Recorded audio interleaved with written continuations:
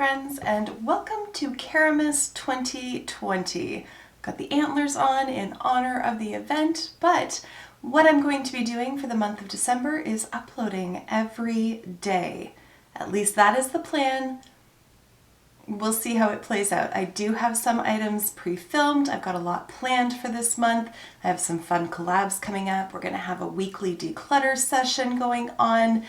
I'm going to be doing favorites and rankings, and I have a video already filmed with my daughter Aspen. So we've got some fun things in store for this month. But for today, I'm going to talk about a low buy. Before we get into it though, I want to welcome you back to my channel, or if you are new here, then welcome. My name is Kara. I'm a 40-year-old working mother of two, and makeup is my passion. On my channel, we like to mix beauty, brains, and the occasional F-bomb. So if that sounds like something you're interested in, I invite you to consider subscribing.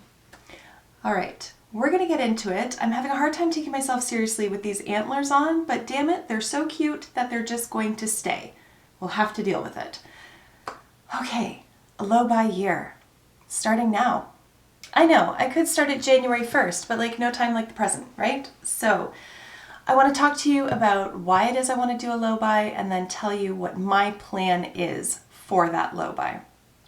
So this isn't, it's sort of multifaceted. It's not just about saving money. It's not just about not getting in so many products, but it is kind of a culmination of all those things. In the last few months, I've just been feeling increasingly overwhelmed by my makeup collection. I love my collection. I love getting new products. I love putting them to the test, giving my reviews to you, sharing thoughts, having discussion on the items. I love all of that. However, this isn't my full-time job, and I don't have time to play with everything that I get into my collection, and that just creates this sort of sense of anxiety for me because I see these products sitting there and then there's other stuff coming in, and I feel like I'm on a bit of a treadmill. And then I look at, when I do my declutters, how many products I am parting ways with. Granted, some of them are because I just didn't enjoy the product, but a lot of times it's also because they're so old that they have turned, especially things like lipsticks and foundations. You can smell when they're off. And then it just feels like a waste to me. And while I've enjoyed the products that I've had while I've had the opportunity to use them, when I'm bringing in so much into my collection, I have a harder and harder time getting the opportunity to really dig into the products that I love, especially when it comes to things like lipsticks and eyeshadow palettes. I have a ton of eyeshadow palettes, and I love my eyeshadow palettes, and I love getting eyeshadow palettes. But at the end of the day, when I fall in love with a palette, but I have 4 or 5 others that I have stacked up waiting to do reviews on, which means I need to put them to the test so that I can really tell you what I think about them, then the products that I really love sort of get put to the side and I don't get an opportunity to play with them as much. So I want to do a low buy. And I'm not going to view it as a punishment because it's really not. It's just an opportunity to focus and to give myself breathing space to really sink my teeth into my own collection that I've spent years curating and really get enjoyment out of the products that I already have. But that's not to say it's going to be a no buy. I know myself. I know that I am not going to follow through with a no buy. I can't even do a no buy month, so it has to be a low buy. And then I thought about different ways of structuring that. I've watched videos of people doing low buys and people who limit the number of palettes that they buy or limit the number of items in general that they buy or put a budget together. And for me, I think the budget is going to work better than limiting the number of products. I think a budget just creates a bit more flexibility so that in a month, if there are 3 or 4 eyeshadow palettes that are coming out that I'm really interested in, I can purchase them and not feel constrained by my own rules, but it just means that other products are going to have to take a back seat. So it makes me prioritize and it makes me shop with a more meaningful look to what it is that I'm purchasing. And that's what I want. I want to be more of a mindful consumer because I just find there is this sort of artificial pressure simply by virtue of the fact that I have a YouTube channel. There's this artificial pressure to purchase as much as possible so that I can get the content out to you guys. But in the real world, and I imagine a lot of viewers who are watching my channel they're not doing the same. They're not out buying every single release that comes out. And frankly, I can't do that. I don't think anybody can keep up with every single release that comes out because there are just so many on any given day. I would imagine there's at least 5 different things releasing if you look at all of the brands that are available. So I don't think that viewers are necessarily expecting a channel of my size to review everything that moves. Like, reviewing all of the ColourPop releases would be a full-time job in and of itself. So it's just not realistic. So why should I put that expectation on myself? So for the next year, so starting December 1st and going through until November 30th of 2021, I'm going to give myself a budget every month. And with that budget, it's going to be for skincare products or makeup items. And I'm going to include the shipping costs and any resulting duties as well, because those can add up really quickly. It's not just the cost of the products, especially if I order from indie brands in the States, because they are smaller companies, they're not able to get in on the bulk discount of shipping costs that, say, ColourPop can do. So I'm going to set a budget of $300 a month for myself. And while some people may gasp at that number and think that it's ridiculously high, I just want to put it into context for everybody. So first of all, my channel earns more than that typically in AdSense. So it is kind of funding itself. But also $300 allows me the flexibility to purchase some of the new releases to give content to you guys that is more meaningful. It will still constrain me and still make me more mindful of what it is that I'm purchasing, because when I look over the last couple months in particular of where I've bought things, I don't necessarily keep track of the amount. So for the last couple of months, I have actually been writing down everything that I purchased, and it's staggering and it's completely unnecessary. And so I want to focus that, and I want to really look at things and really think critically about whether or not I want to add them into my collection.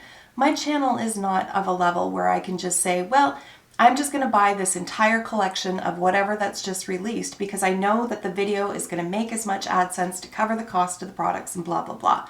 That just isn't going to happen for me. Maybe ever. I don't know. We'll see where my channel goes. But certainly right now, that is not the life that I'm living. So I can't just justify every purchase because I have a channel. It's just not realistic for me. And I have other financial goals that I have and other things that I want to be able to spend money on aside from just makeup. As much as I love makeup, there are other things, family things, things for our home, all of that kind of sort of thing that I need to share my priorities with. And so while a budget of $300 a month may still be excessively high for some people, for me, it is a realistic number given what my channel generates for itself. So I still want a little bit of a buffer.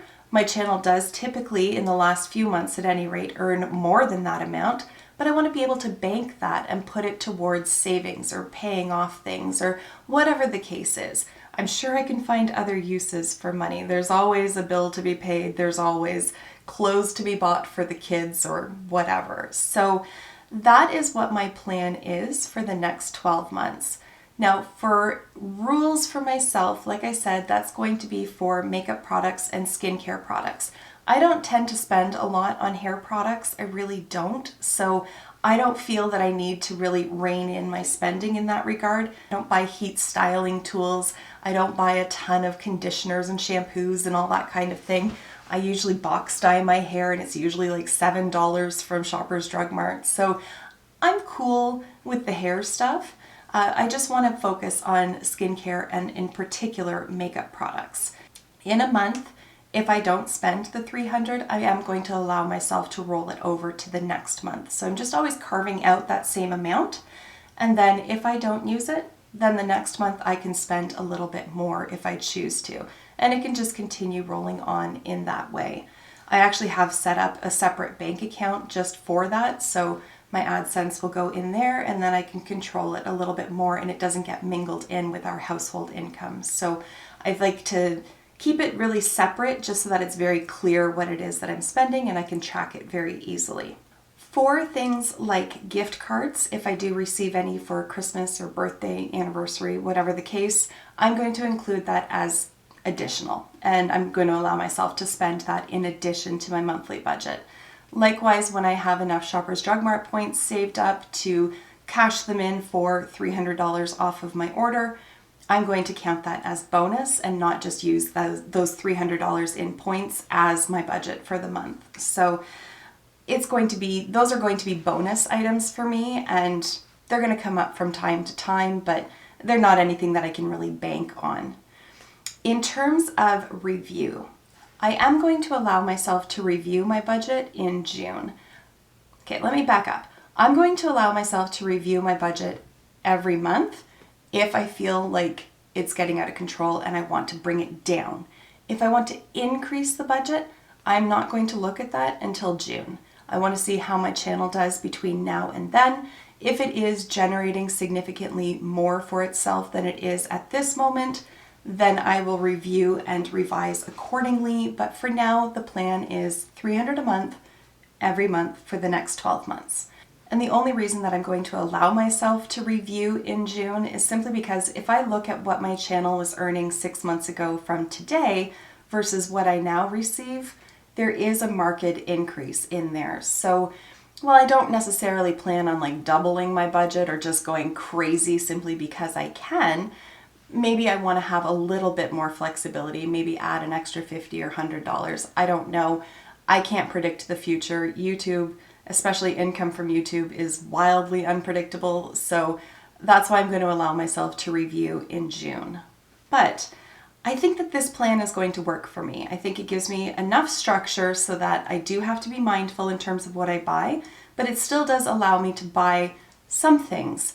And if I want to splurge on, I don't know, just off the top of my head, a Tom Ford quad, they're like $115. It's a ridiculous amount, but if I reduce spending in other areas for that month, it's still going to fit within that budget. So I think the budget is the way to go for me rather than just looking at number of products, because I could, in theory, buy 3 Tom Ford palettes if I only allow myself to buy 3 things in a month, but then that's still more than what I would have set as a budget for myself. Does that make sense? Anyways, those are my plans for the next 12 months, and I know that that's going to therefore include Black Friday of next year, but I have a budget and I can budget accordingly. So it doesn't mean that I can't partake in Black Friday next year. It just means that for the earlier part of November, I have to be really mindful, and if I want to take advantage of certain sales, I need to set the money aside for that and just be responsible in my spending. So that is the plan. I am going to do a 1-year low buy, and I'm actually looking forward to it because I feel like it's going to give me control over my collection. Again, I'm not begrudging my collection at all. The only reason I have what I have is because I've purchased it. I do get some PR, but really not an awful lot. So most of this is my own doing, and I'm very grateful for it. I'm very thankful for it. I enjoy the products that I have for the most part. We're going to get into declutters later on in this month, but at any rate, I just want to get enjoyment out of it. And particularly when I look, I have a whole bookshelf. I think I'm going to do at least an eyeshadow collection video at some point in December, if not an entire collection video. If I can get everything organized, I will do an entire collection. Regardless, when I look at my bookshelf of palettes, there are so many palettes on there that I love and that just get completely neglected because I have so many. So I want to be able to really get enjoyment out of the items that I have, and I feel like slowing down the spending and really thinking about what it is that I want to add into my collection is a way for me to do that. So at any rate, there you have it, guys. Those are my plans for my low buy year. I will keep you updated as we go. I don't know if I'm going to do that. Let's see, I'm just thinking off the top of my head here, but I think if I did it monthly and just let you know what it is that I spent in a month and show you the products that I purchased, that might be one way to help me keep accountable, but still also give you guys an insight into what products have really sparked my interest and have motivated me to part with part of my budget. So I think that's what I'm going to do. Maybe the end of every month, I will do a little roundup and show you what items I have purchased in that month. And then obviously there will be reviews and all of that along the way as well. So It's not going to become a dead channel, that's for sure. I still have lots of ideas on different content to do. I'm always open to suggestions, so feel free to give me ideas or request certain videos. But I'm just going to regain a bit of control over my spending and over the influx of items into my collection. So that's how we're starting off Caramas this year. I am so excited for it. I really hope that I can do a video every day. That is the plan. Like I said, I have a bunch pre-filmed already, but there's still more work to be done. So if I miss a day, I apologize, but that is the plan. So if you have any special requests for videos, feel free to leave them in the comments so that I can take a look and see and get some inspiration in that way. But for now, thank you so much for taking the time to watch, and I will see you in my next video. Until then, just be a decent human being. Bye for now.